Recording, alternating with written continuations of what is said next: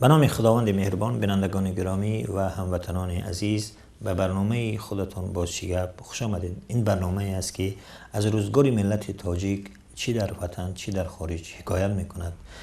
حالا همراه من برادر بابا جان قیومزاد هستند که انشاءالله مرور به حوادث و روزگار ملت تاجیک در داخل و بیرون از آن صحبت میکنیم.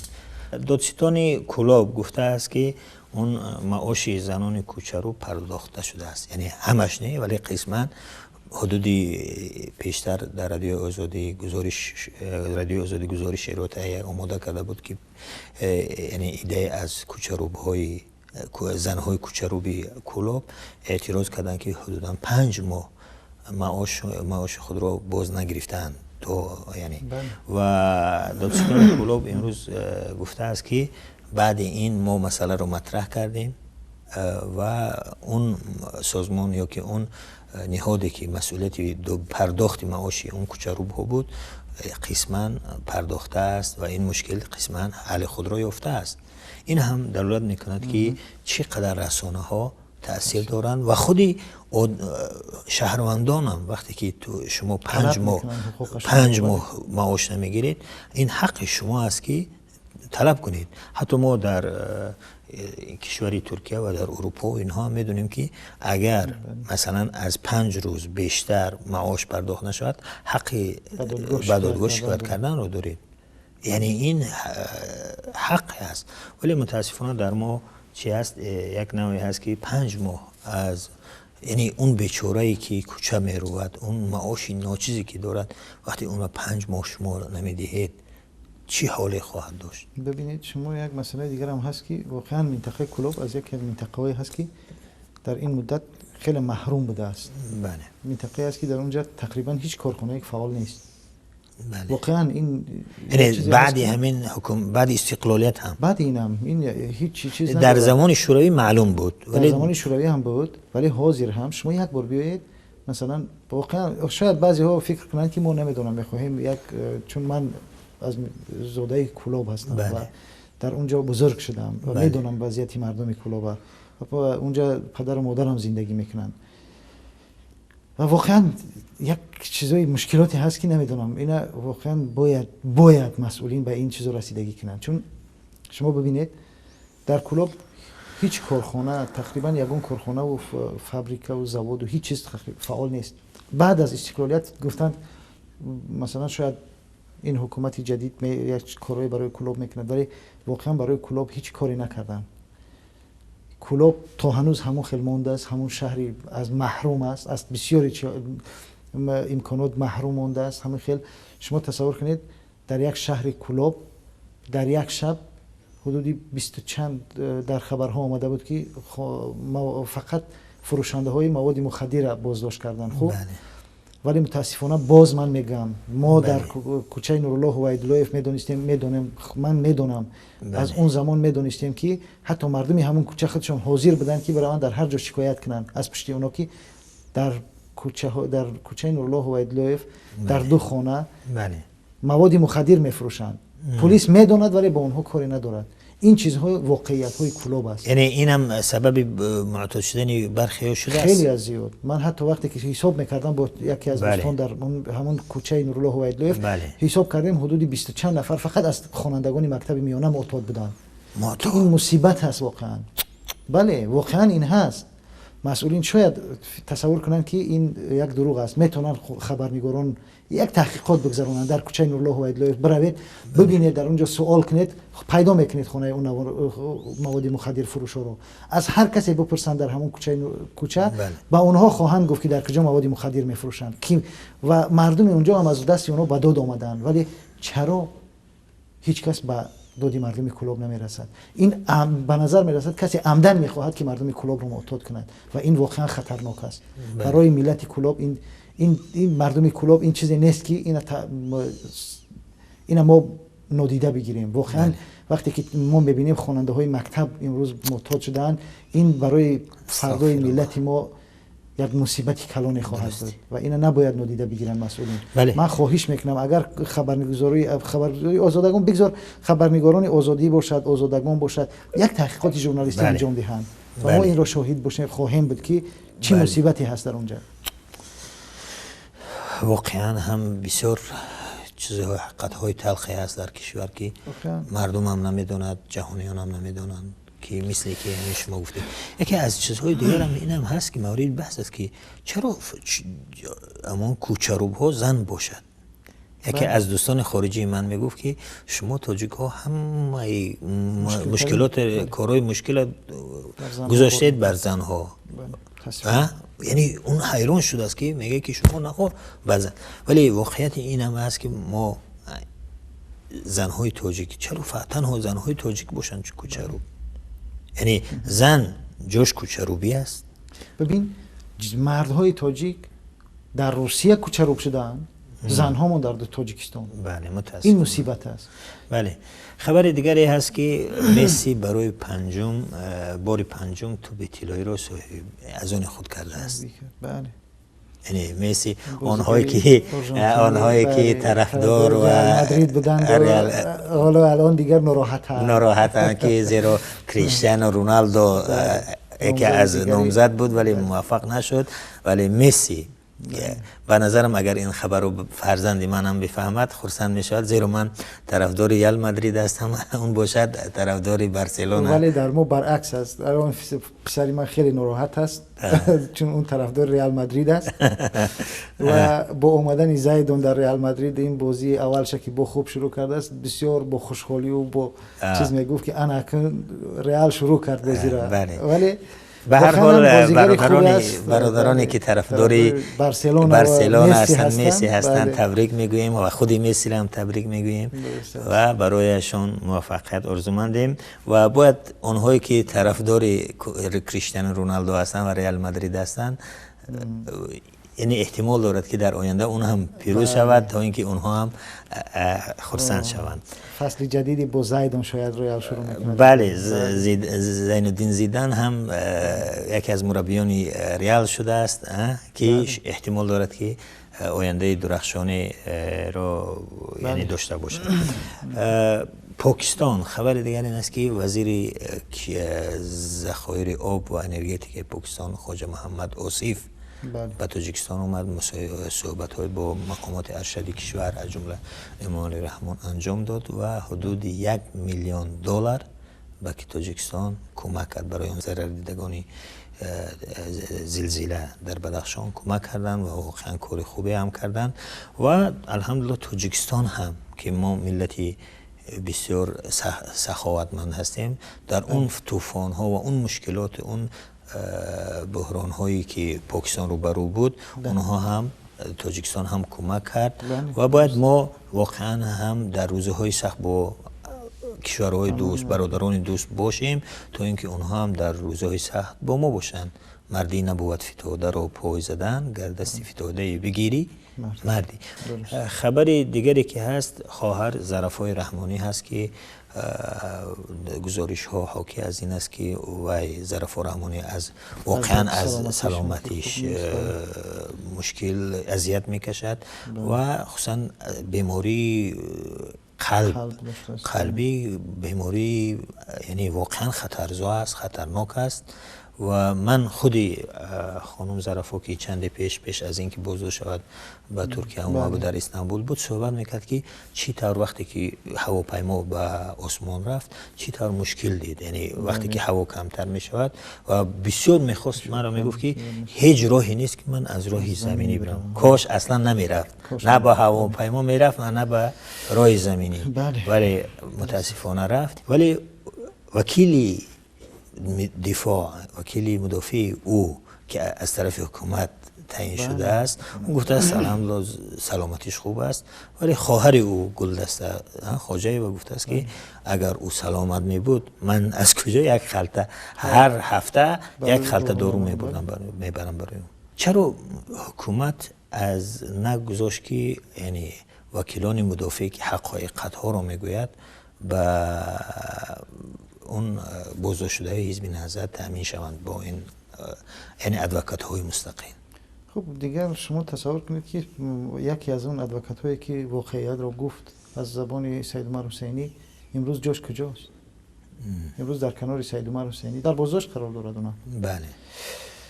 دیگر ادوکات ها هم همچنین هیچ کس جرأتی این چیزها رو ندارد. همون ادوکات دیگری هم که دارند، ظرف رحمانی و اینو سید عمر حسینی تازه گرفتن، راستی یا اسمش هم یادم رفت یک خانومی هست، اونم اصلا درست است که به نام ادوکاتی بگیم اینها دانسته میشه، ولی همه چیزش با اونهاست. مثل هر چی که همون مفتش و کارمندان حکومتی میگن، از اون قدم بیرون نمیرود، همه چیز از نام یعنی گبدرا هستند. بله، ولی دیگر یک ادوکاتیش درسته که مثلا مثل بزرگ مهری، غیور، جسور، شهرت، قدرت، بله، مثل شهرت، مثل فخرالدین، مثل حتی خودی ظرفا، مثل نوردین محکم، مثل اینو اگر یک ادوکاتی باشد که مثلا واقعیت ها را بگوید، دیگر متاسفانه این فشارها، این سرنوشت های تخت نه تنها به این بیچاره های ادوکات ها انتظار است، حتی اونهایی که خویشاوندانی که از این بازداشت شده ها بعدی صحبت ها بعضی خبرها را بردن، اونها هم فعلا ممنوع هستن از زیارت اونها. یکی همین خواهر گلدسته، خواهر خانم ظرفا میگوید که یک بار ملاقات کردن و بعد اون دیگر او را اجازه نمیدهند که ملاقات کند.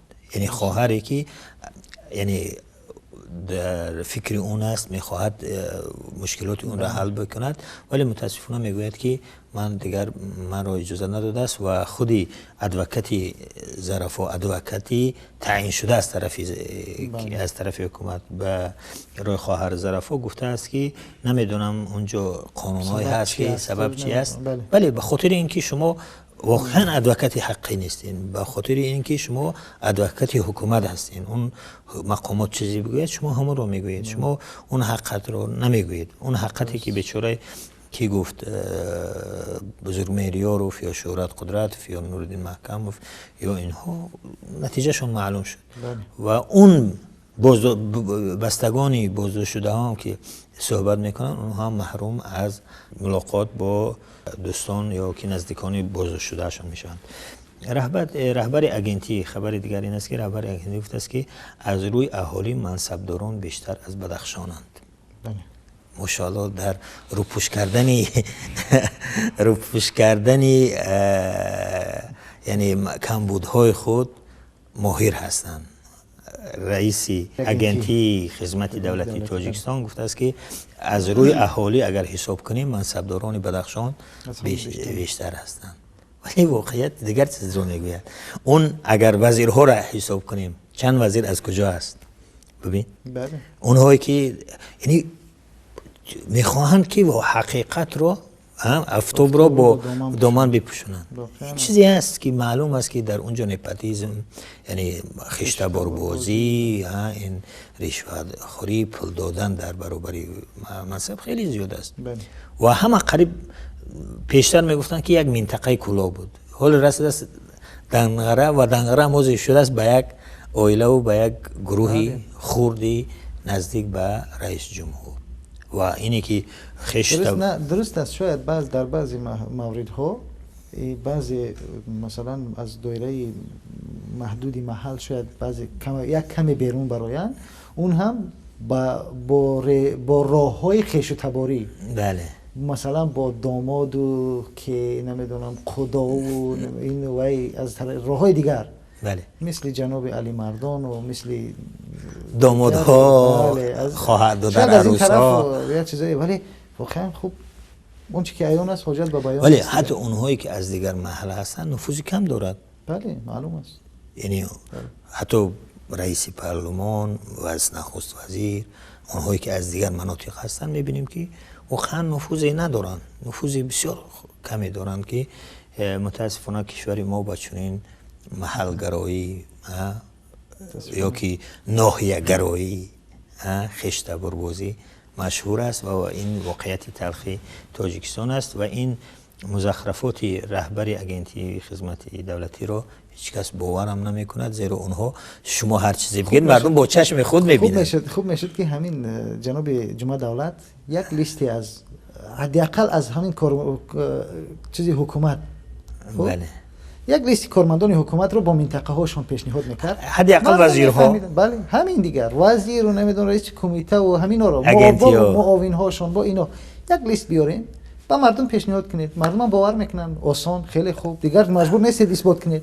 بله راه اثباتش این است تمام. بله مثلا بانک ها رهبری بانک ها کمیته ها وزارت ها اجنتی نمیدونم معاون هاشون همینا رو بیاریم سفارت ها سفیران مثلا خیلی خوب بیارین معرفی کنید به مردم نشون بدین ولی البته خیش تباریشون هم اثبات بیان کرده شود. ولی شاید یک منطقه بسیار یعنی حاصلی بیشتر داشته باشد اونجا. بله مثل منطقه دنغره که اونجا اگر از مشکل آب یعنی اذیت میکشید ولی در دیگر چیز اون مشکل ندارد. میدونید یک چیزی خیلی عجیب به یادم اومد. در یک روز از کلاب با تاکسی می اومدیم به طرف دوشنبه. بله. وقتی در راه می اومدیم بعد وقتی در دنغره میایم در دنغره خر خیلی زیاد است. بله. خب وقتی در دنغره رسیدیم من گفتم این خر چرا اینجا اینقدر زیاد است؟ حیران شدم. خب همین سوال در ذهنم اومد. ناخودآگاه مطرح کردم در داخل تاکسی. گفتم چرا اینقدر اینجا خر زیاد است؟ یکی از اون راننده تاکسی بود و خیلی شوخ بود جوانم بود. وقتی که صحبت میکردیم همینجوری به یگون چیز گشت گفت شما نمیدونی یکه؟ گفتم چرا نمیدونم. گفت او صاحبش همش وزیر شدن رفتن خرام ماندن. واقعا این چیزی بود که در راه من از یک راننده تاکسی شنیدم. خیلی برام عجیب بود. یعنی این واقعیت دیگر برای مردم تا این حد رسیده است. بله. جمعه خان غیاس معاون اول رئیس کمیته دینی تاجیکستان میگوید که یعنی صدها جوان باز برای تحصیل غیر قانونی دینی به خارج رفتن. یعنی اونها کوشش کردن آوردن. پس اینجا مسئول باید کی باشد؟ اونها همه چیز هم میخواهند که بر سر ملت بزنن. ملت این طور است، ملت پول نمیسپارد، پول برق نمیسپارد، ملت این خیلی است، مردم نمیسپارند، مردم میروند فرزنداشون نگاه نمیکنند. چرا شما یک بار مقامدارایی که سبب چنین میشوند یک بار پرسید که چرا صدها جوان شما بازگردوندید آوردید به تاجیکستان و امروز اونها به هر راه دیگر باز میگردن میروند؟ نه اصلا باید ببینیم که مثلا وقتی که شما اونها رو آوردید با جای کار تامین کرده، با مکان درس با تحصیل فرا گرفته، در دانشگاه جا داده. و شما وقتی یک جوان میاد در دانشگاه نه علم درس میگیرد نه شرایط زندگیش میرسد که اونجا تحصیل کند. خب یک جایی که میدوند که اونجا میتوند حداقل علم بگیرد، حداقل مجبور نیست که مثلا برای نمیدونم خوراک روزانش غیر از درسش مثلا عربه کشی کند یا که یک کار دیگر کند. باید بشینه درسش بخواند. میرود دنبال درسش.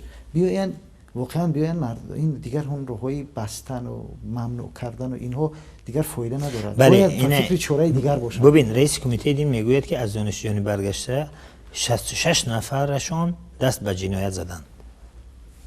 یعنی اونها محبوس شدن. بله.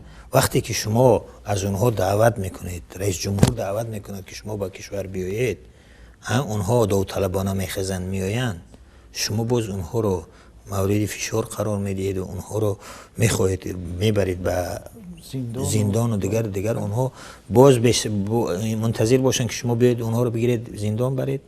دیگر دنیا پیشرفته است، نشد از طریق از تاجیکستان نشد میراد از روسیه از دیگر جا شما بسته نمیتونید. یگانه راه این است که شما اون درس هایی که در حجره ها بود در وقتی شوروی بود اون باید آزادتر باشد. آزاد باشد. اینکه رسمی بگذارید در نزد مسجدها درس های دینی شروع شوند. مردم بگذارید روحانی معروف در نزد مسجدها آشکار رسمی مشغول درس گفتن مشغول تعلیم باشند. شاید بتونید که با این راه نیاز دیگر همون کاری که آلمان کرد. آلمان به خاطر اینکه بچه‌های مسلمانی که در اونجا زاده شدن در خود آلمان از اینکه گفت که میروند این زاده های و بیرون از آلمان و از هر جا فکرهای ارخیله میگیرن، بگذار ما همین دانشگاه ها و این چیزها را نیازی ما اونها رو در اینجا برآورد بکنیم. اونها وقتی برآورده کردن واقعا چی موفق بود. و حزب نهضت اسلامی هم در وقتی که چند سال پیش همین پیشنهاد کرد که شما در جای بستنی مدرسه ها مسجد ها اینها رو آزاد بکنید، اونها دیگر نیازی بر رفتن به دیگر کشورها نیستن و فریب و دیگر فریب فکرهای افراطی به اینها نمیشن. درست است. دیگر خبر این است که اسفندیار اردنه، روزنامه‌نگار مشهور تاجیک، در صفحه فیسبوکیش از انتخاب محصلان برای تحصیل در خارج اظهار نگرانی کرده است. یعنی از اون بورسه هایی که تقدیم میشود، انتخاب داوطلبانی که برای تحصیل به خارج ایصال میشوند، از اون سخت انتقاد کرده و گفته است که او از حرفای وزیر معارف در این موضوع انتقاد نموده. نوشته است: تاج نیوز از قول وزیر معارف نوشته که پارسال 4,500 نفر با بورسیه برای تحصیل به 30 کشور جهان سفر کردند، اما یک چرا از وزیر نپرسید که کی برای انتخاب داوطلبان آزمون برگزار شد؟ یعنی کی آزمون کردید که این 4,500 تاجیک بس بیرون رفت؟ یعنی فقط اونهایی که با پول بروند یا که اونجا آزمون بکنید و چی باشه؟ چی گونه کسان برای تحصیل به خارج می روند؟ پولی که برای تحصیل آنها دولت می دهد پول مالیات دهندگان است، اما چرا سیستم انتخاب و ارسال دانشجویان به کشورهای خارج شفاف نیست؟ بله، میگه چرا در نشریه ها و رسانه ها آگاهی نمی دهند و چرا نتایج آزمون ها را هم اعلان نمی کنند؟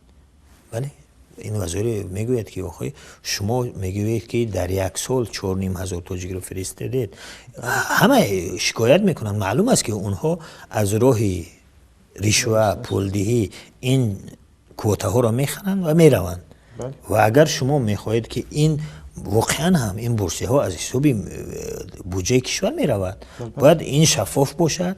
نه تنها خشتبار یا آنهایی که پول دارند، هر کسی که سزاواری چنین بورسیه ها هستند باید اونها چنین شرایط مهیا شود. مثل که در کشورهای هندوستان دیگر کشورها هست که آزمون ها هستند، شفاف هستند و هر کسی که در اون آزمون موفق کامیاب شد میرود از این چی استفاده میکند. آخرین خبری که در اینجا هست، شوخیانه خبرگزاری پیام گفته است که کار ژورنالیستان آسان‌تر شد، تنها مقام رئیس جمهور نیم صفحه است. یعنی با شوخی میگوید که امروز وقتی که اگر یک خبر ژورنالیست نوشته کنه درباره امام علی رحمان، می‌نویسد که امروز اساسگزار صلح و وحدت ملی، پیشوای ملت، جناب عالی پرزیدنت جمهوری تاجیکستان، پدر ملت، سرفرمانده کشتارهای حربی امام علی رحمان و ادامه می‌دهد. و چند چیز دیگر هم اضافه نشده است که رهبر تاجیکان جهان، رهبر تاجیکان فلان. بله. برادران گرامی و بینندگان عزیز، این بود برنامه بازشگب. تا دیدار بعدی، خداحافظ.